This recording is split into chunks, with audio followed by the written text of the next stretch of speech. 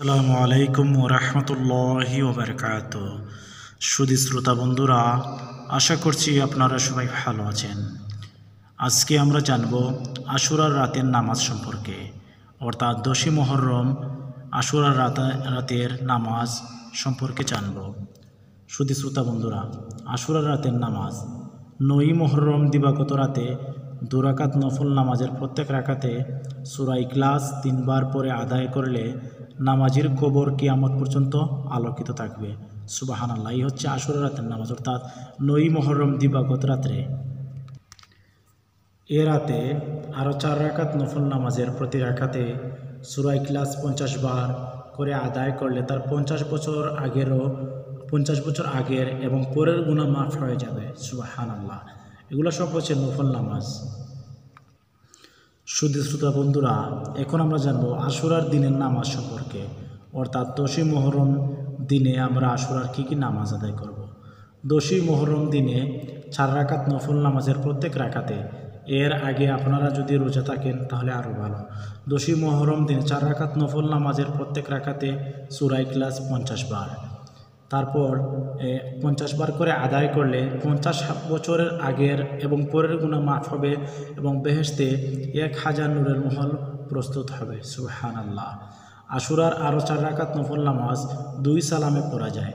প্রত্যেক রাকাতে সূরা জিলজাল, সূরা কাফিরুন এবং সূরা ইখলাস একবার পড়বে।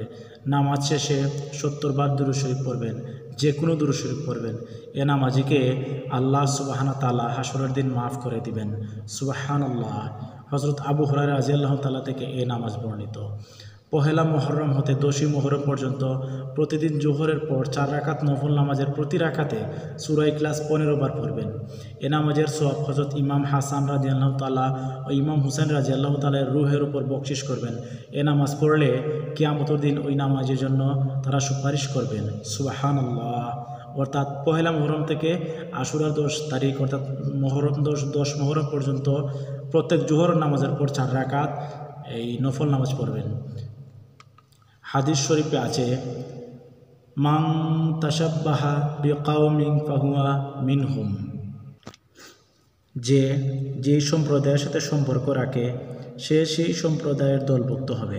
হাদিস থেকে বোঝা যায় মুসলমান অন্য কোনো ধর্মের কোনো কিছুর অনুকরণ করতে পারবে না, অর্থাৎ অন্য ধর্মের লোকদের কোনো কার্যাবলী যথা পানাহার, পোশাক পরিচ্ছদ, চলাফেরা ইত্যাদি কোনো কিছু অনুসরণ করতে পারবে না। আশুরার দিন ইহুদিরা একটি রোজা রাখত। ইহুদি ধর্মের সাথে যাতে মিল না থাকে সেজন্য মুসলমানদের শুধু আশুরার দিন রোজা না রেখে কমপক্ষে 9 এবং 10 তারিখ 2টি রোজা রাখা দরকার, অর্থাৎ 9 অথবা 10 মুহররম অথবা 10 অথবা 11 মুহররম, অর্থাৎ 2টি রোজা রাখা দরকার। মাত্র 2টি রোজা, অথবা 10-11 তারিখে রোজা রাখা যায়। মুহররম মাসের 9 তারিখ দিবাগত রাতে ভালো খাদ্য তৈরি করে সচ্ছলতার সাথে পানাহার করলে সারা বছর পানাহারের সচ্ছলতা থাকবে। সুবহানাল্লাহ।